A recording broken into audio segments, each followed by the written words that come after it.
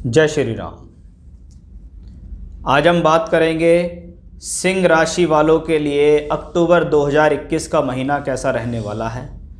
गोचरीय स्थिति आपको इस महीने किस प्रकार से प्रभावित करेगी, उसके बारे में हम यहाँ चर्चा करने के लिए आए हैं।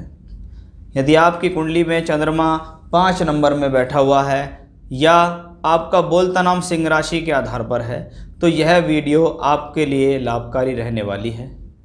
आज हम आपको बताएंगे कि ग्रहों की जो स्थितियां हैं वो इस महीने आपको किस प्रकार से प्रभावित करेगी, आपके लिए क्या अच्छा है क्या बुरा है, किन चीज़ों के बारे में आपको सावधानियां रखनी हैं, उनके बारे में हम यहाँ चर्चा शुरू करने वाले हैं। यह एक गोचरीय घटना है जिसको हम मासिक राशिफल बोलते हैं। बाकी कुंडली के अंदर, वर्ग कुंडलियों के अंदर दशाओं में जो ग्रह चल रहे होते हैं उनका कुंडली में 70% तक परिणाम देखा जाता है, लेकिन वो घटना कब घटेंगी वह गोचर पर निर्धारित होता है। इसलिए फल, दशा और गोचर, यहाँ हम गोचर को प्रेजेंट करते हैं आपके सामने, क्योंकि सभी की कुंडली हमारे पास संभव नहीं है। चलिए शुरुआत करते हैं। आपकी राशि से कौन से प्लैनेट इस महीने कहाँ मूवमेंट करेंगे। आपकी राशि से धन स्थान में आप देख रहे होंगे सूर्य और मंगल विराजमान हैं। वहीं बुध लगभग 1 या 2 अक्टूबर को ही वक्री होकर वापस कन्या राशि में प्रवेश कर जाएंगे। दूसरी तरफ शुक्र और केतु का संयोग बनेगा। शुक्र लगभग 3 अक्टूबर के आसपास, 3 या 4 अक्टूबर के आसपास राशि परिवर्तन करेंगे और तुला राशि से वृश्चिक राशि में आ जाएंगे। वहाँ यह शुक्र केतु के साथ भ्रमण करेंगे। वहीं आपकी राशि से छठे घर में शनि लंबे समय से वक्रत्व स्थिति में हैं, लेकिन अब इनका साथ देंगे नीच और वक्री बृहस्पति, जो कि 14 सितंबर को राशि परिवर्तन करके कुंभ राशि से सप्तम में आ गए थे।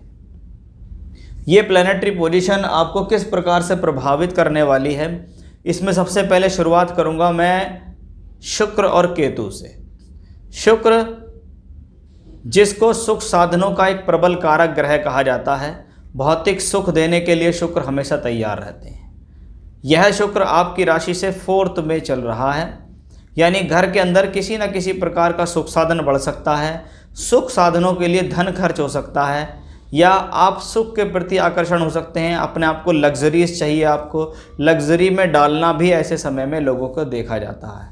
यानी अपनी सुख सुविधाओं को बढ़ाने के लिए चाहे घर में कोई छोटा इलेक्ट्रॉनिक आइटम लाएं, चाहे बड़ा लाएं, चाहे गाड़ी लाएं, चाहे साइकिल लाएं, लेकिन कुछ ना कुछ ऐसा प्लेनेट देता है। यह आपके हॉरोस्कोप पे, स्ट्रेंथ पे निर्भर करता है कि आप ला कहाँ रहे हैं, लेकिन ये प्लेनेट सभी के लिए, इसलिए कुछ ना कुछ तो ऐसी स्थिति वो देता है, क्योंकि चौथे में शुक्र दिग्बली होता है। यहाँ पर ये केतु के साथ है, थोड़ी इच्छाओं में बढ़ावा ही दे रहा है, आपकी इच्छाओं को बढ़ा ही रहा है।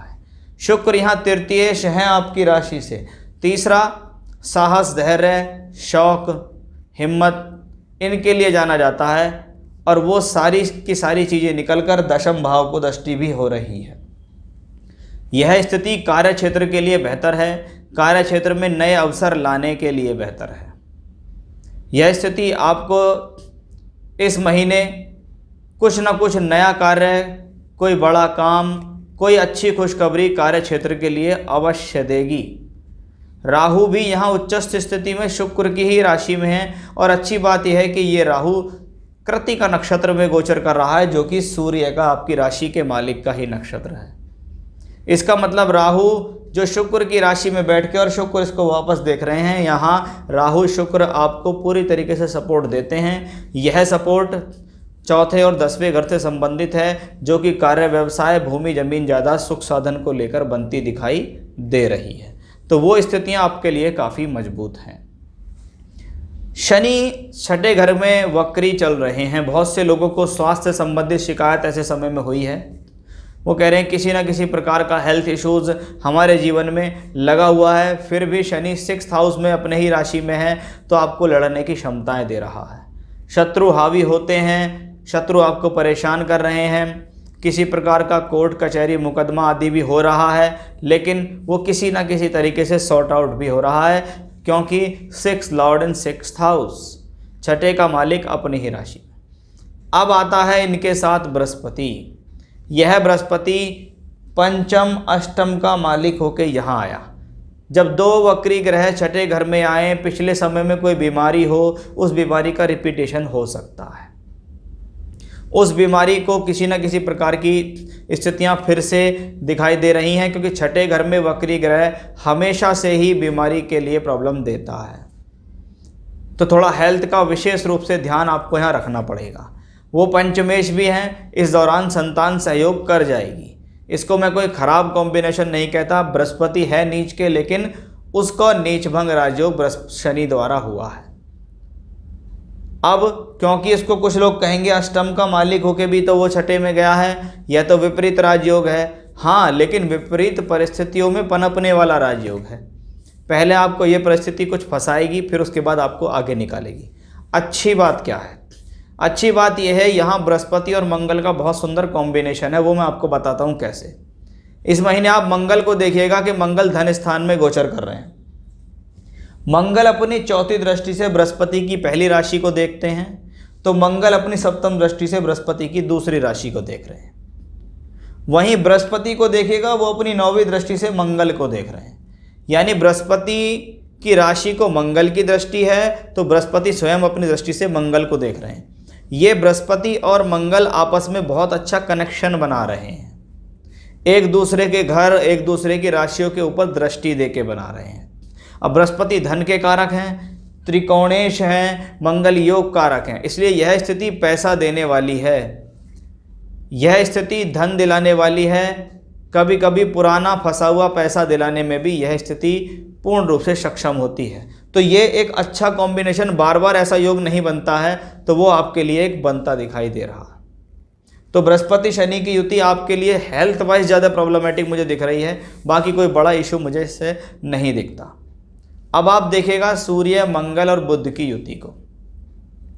पहले बात करेंगे सूर्य की, जो 16 अक्टूबर तक इसी राशि में रहेंगे। राशि का मालिक अपने से दूसरे में गया, धन में गया, यानी पैसा बनेगा, पैसा बढ़ेगा, धन किसी न किसी रूप से आएगा। वाणी स्थान पे है तो बोलचाल के माध्यम से आएगा। तो यह स्थिति पैसे के लिए ठीक हो गई है, इसको मैं खराब नहीं कहूँगा। कहीं ना कहीं आपका सम्मान बना रहेगा, आपकी सामाजिक स्थिति प्रबल चलती रहेगी। अब इसको 16 तारीख तक तो ये ग्रह यहीं है, तब तक इसका साथ दे रहे हैं मंगल। कौन है मंगल? योग कारक, यानी एक ऐसा ग्रह जो चौथे और नौवें दोनों का फायदा दे रहा है। राशि और चौथे का मालिक एक साथ भूमि, जमीन, जायदाद से संबंधित कुछ ना कुछ फायदा देगा।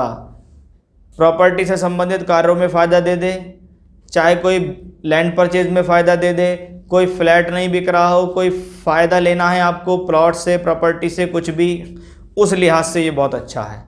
आपके अंदर कोई योजनाएं बन रही हैं कि मैं आने वाले समय में पैसे खर्च करके प्लॉट ले लूं या कुछ भी ऐसा।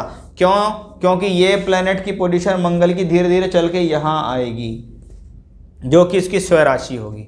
तो उस लिहाज से ये कॉम्बिनेशन अच्छा।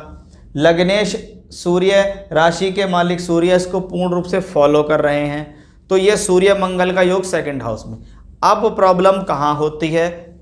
जब दो मैलेफिक्स प्लैनेट्स, जिसमें सूर्य को राजा, मंगल को सेनापति कहा गया, जब ये आपकी वाणी पर हों तो आपको उस दौरान नर्म रहना है। उस दौरान आपको एग्रेसिव नहीं होना है, बहुत सोच समझ के बोलना है। आपके द्वारा कही गई बात किसी को कड़वी लग सकती है, किसी का उससे दिल दुख सकता है, इसलिए आपको थोड़ा सा सावधान रहने की ज़रूरत है।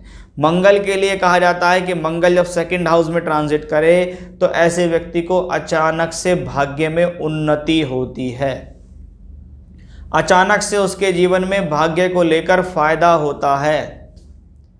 तो वो कॉम्बिनेशन यहाँ बनता है, और इनको धन का कारक बृहस्पति छठे घर से बैठ के इन दोनों कॉम्बिनेशंस को दृष्टि भी दे रहा है। तो यह स्थिति आपके लिए थोड़ा और बेहतर हो रही है।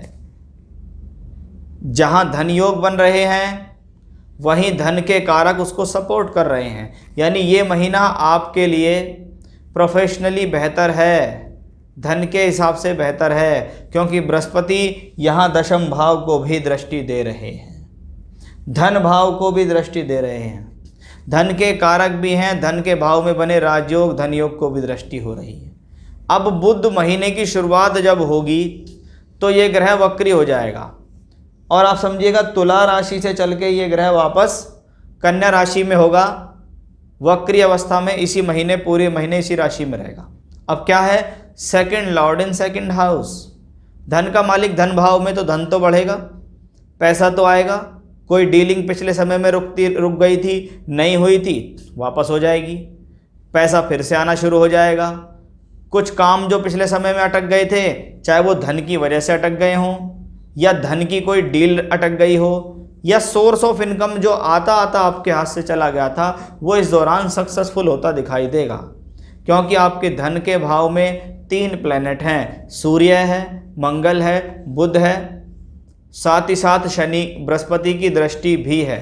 इसलिए 4 प्लैनेट्स सेकंड हाउस में एक्टिव भी हैं, मूवमेंट भी कर रहे हैं। यानी second house source of income है, धन है, परिवार है, इन सब के लिए जाना जाता है। तो उस लिहाज से ये कॉम्बिनेशन अच्छा है। मंगल की दृष्टि आपको कर्म क्षेत्र के लिए प्रेरित करेगी, आपका संतान के लिए ज़्यादा योगदान शुरू हो जाएगा, आप उनके प्रति ज़्यादा केयर करना शुरू कर देंगे, ऐसा भी दिखाई देता है। यह स्थिति कंसीव करने के लिए भी बेहतर मानी जाती है। अगर किसी को कंसीव नहीं हो रहा है तो इस दौरान आपको कंसीव होने की भी संभावनाएं बढ़ेंगी। शिक्षा के स्तर से देखें तो बेहतर है, कॉम्पिटिटिव एरियाज़ की दृष्टि से देखें तो बेहतर है। आप संघर्ष करके, पढ़ाई करके अपने आप को आगे बढ़ा रहे हैं और उसमें सफलता प्राप्त कर रहे हैं। तो उस लिहाज से ये सभी कॉम्बिनेशंस इस महीने बेटर हैं। बस अपने स्वास्थ्य का ध्यान रखें, अपनी वे ऑफ टॉकिंग का ध्यान रखें, जहाँ जितनी ज़रूरत हो उतना बोलें, कड़वे शब्दों का इस्तेमाल कम से कम करें। तो ये था अक्टूबर 2021 का महीना सिंह राशि वालों के ऊपर कैसा प्रभाव डालने वाला है, प्लैनेटरी मूवमेंट आपके लिए कैसी है, प्रोफेशनली कैसी रहेगी, हेल्थ वाइज कैसी रहेगी, पैसे के लिहाज से कैसी रहेगी, एजुकेशनली कैसी रहेगी, उस हिसाब के लिए मैंने आपको ये बताया है। मैरिड लाइफ के वाइज से भी ये कॉम्बिनेशन कोई ख़राब नहीं है। तो फिर से नए विषय के साथ आपके सामने हाजिर होऊंगा मैं, तब तक के लिए बने रहिएगा मेरे साथ। जय श्री राम।